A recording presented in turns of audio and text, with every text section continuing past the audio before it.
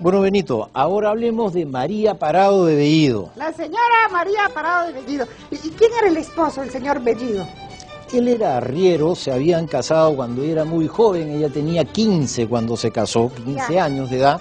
Él era un arriero que llevaba y traía cosas y se movía en el circuito hasta La Paz, el Cusco y Huamanga. Era transportista de la época. Vivían en Parás, en todo caso ahí tenían una casa, es en el interior de Ayacucho, es en la zona de Cangallo, de donde ellos provenían. Tenían un montón de hijos, ¿no? Tenían un montón de hijos, 7 hijos me parece, 5 mujeres y 2 hombres. Comenzada la guerra de la independencia cuando San Martín desembarca en Paracas, envía la expedición de Álvarez de Arenales a recorrer la sierra. Cuando pasa por Ayacucho, despierta mucho entusiasmo y se forma una guerrilla patriota, que la conducía un señor apellidado Quirós. Bueno, esa guerrilla patriota va a reclutar al esposo de María Parado y también a uno de sus hijos. Y los realistas, cuando se va a Arenales, recuperan la ciudad de Huamanga y desde ahí emprenden una ofensiva contra Quirós. Se toman represalias. Efectivamente, y en esas circunstancias cae en poder del alto mando realista una carta. ¿Y de quién era? La carta la escribía María y se la dirigía a su esposo.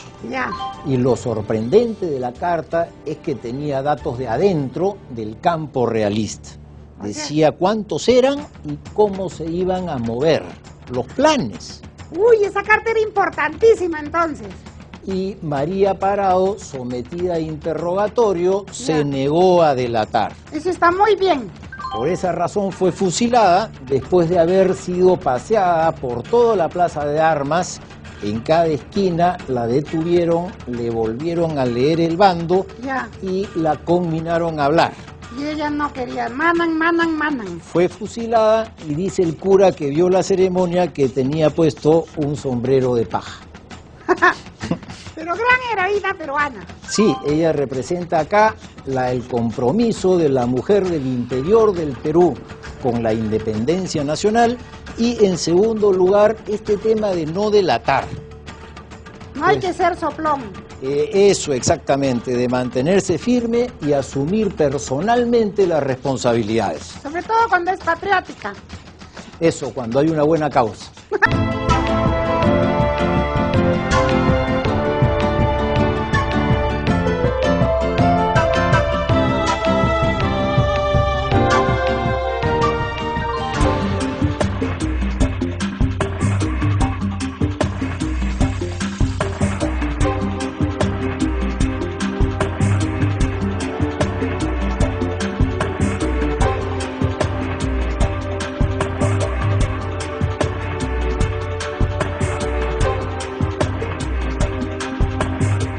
Benito. Sí, profesor. Hablemos ahora de Pancha Gamarra.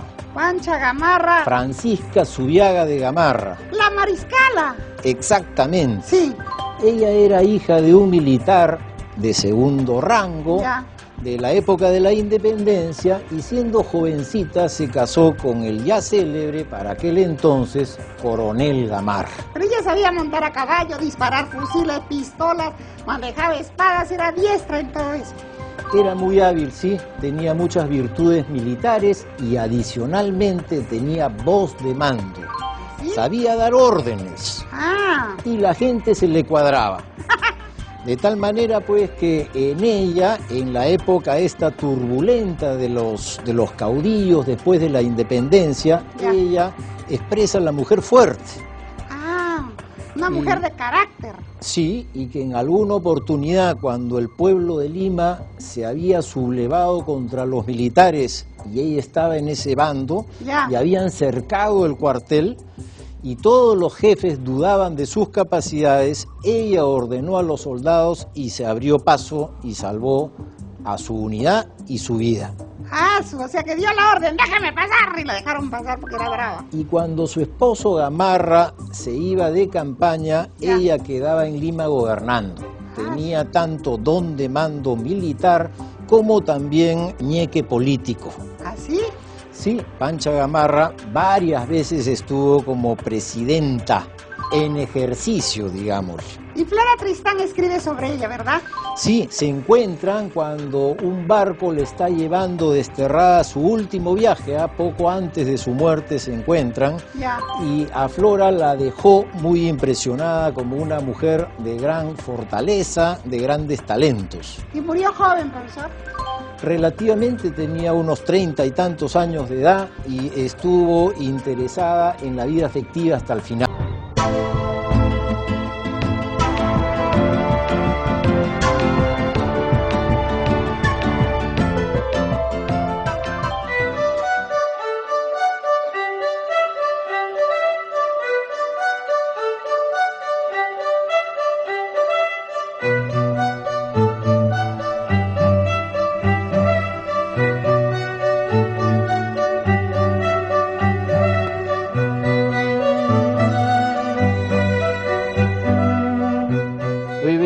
Sí, profesor. Vamos a conversar ahora sobre Mercedes Cabello.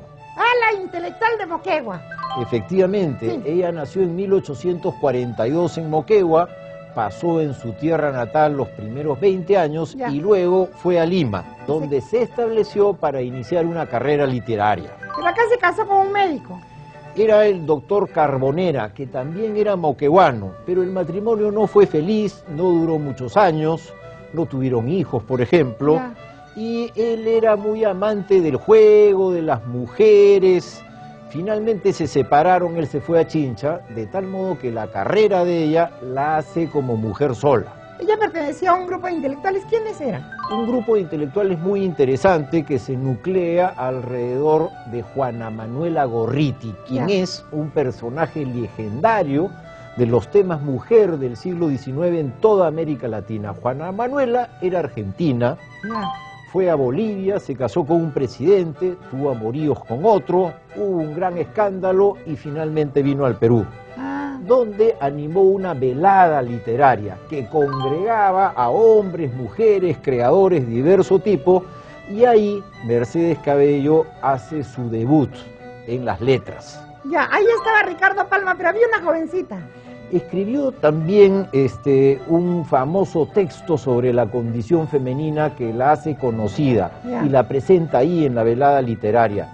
En él se sustenta que la liberación de la mujer dependerá de dos condiciones, la educación y el trabajo.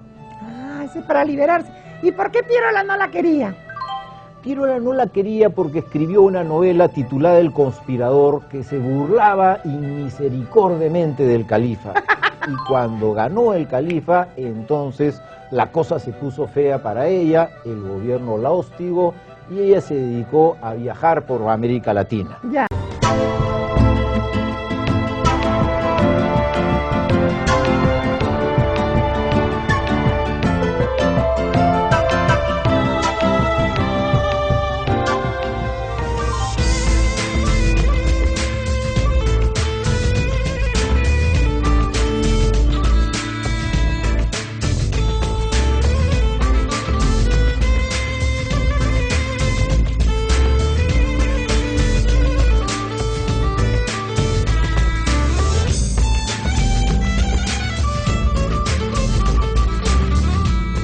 Benito. Sí, profesor. Hablaremos ahora de la Rabona. ¿La Rabona? ¿Quiénes eran ellas, profesor? Son personajes anónimos, colectivos, pero que durante el transcurso de todo el siglo XIX acompañan a los ejércitos peruanos. Son claves y fundamentales porque eran mujeres que cocinaban para los soldados. El ejército, a diferencia del actual, no proveía un sistema de comida y de alimentación, sino que cada soldado con su paga tenía que agenciárselo. Y ellas eran las rabonas, acompañaban al ejército, a veces eran las mujeres de los soldados, otras veces sus madres que acompañaban a sus hijos, pero el caso es que todo ejército, toda columna militar que se movía en los Andes del siglo XIX era acompañada por un grupo de mujeres que lo seguía cargando ollas y serían las que se encargaban de alimentar a la gente. Ay, yo las he visto en los cuadros, profesor, ahí están ellas llevando agua a los soldados. Entraban algunas muy arrojadas a las batallas, como tú has visto en los cuadros, y de verdad que eran las que llevaban agua a los heridos en medio del fragor de la lucha. Les decían cantineras a las que entraban al combate porque llevaban agua en una cantina. Una muy famosa se llamó Marta la Cantinera. De ella se conoce un poco de su vida. Había participado en la Resistencia Nacional durante la Guerra del Pacífico y luego estuvo presente también en la Guerra Civil de 1895. ¡Qué valientes, profesor! Sin las rabonas, los ejércitos del siglo XIX, desde la independencia hasta la organización profesional de las Fuerzas Armadas, en ese largo lapso, sin la rabona, no hubiera habido ejército. Entonces, ¡que vivan las rabonas!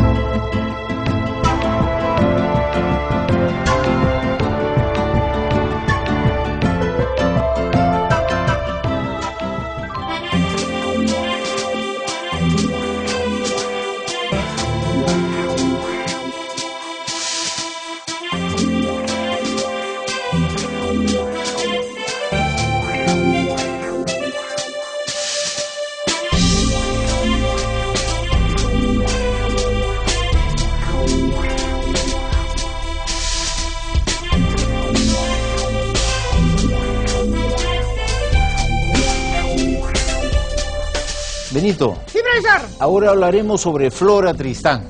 ¿La del movimiento femenino, profesor? Sí, la fundadora del movimiento femenino. Ella era francesa. ¿Ya? Su padre era peruano, su madre también francesa, y ella vino al Perú alrededor de los años 1830. ¿Y para qué vino, profesor? A reclamar una herencia. Su padre había fallecido, pero entre tanto su tío Pío Tristán se había convertido en el hombre más rico del Perú. Residía en Arequipa y en medio de los desórdenes que siguen a la independencia en la era de los caudillos, este señor Pío Tristán era el poder económico. ¿Y le dio la plata a la sobrina?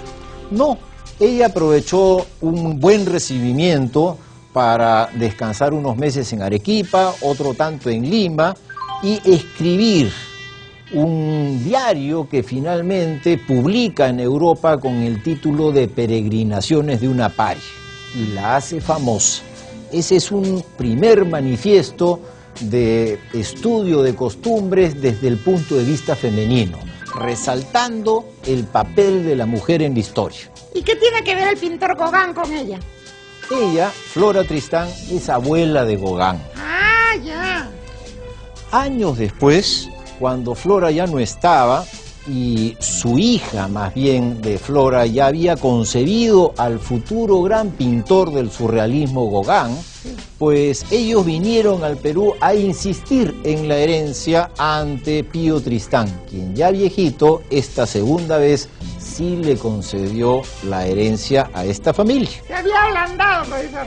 Se había ablandado con los años el señor Pío Tristán, pero de tal modo pues que Flora Tristán está aquí en esta historia porque está en el vértice. Ella funda también el movimiento feminista europeo, ella participa de los primeros núcleos socialistas y constituye una figura que con raíces peruanas ha tenido trascendencia universal. Importante en el mundo femenino.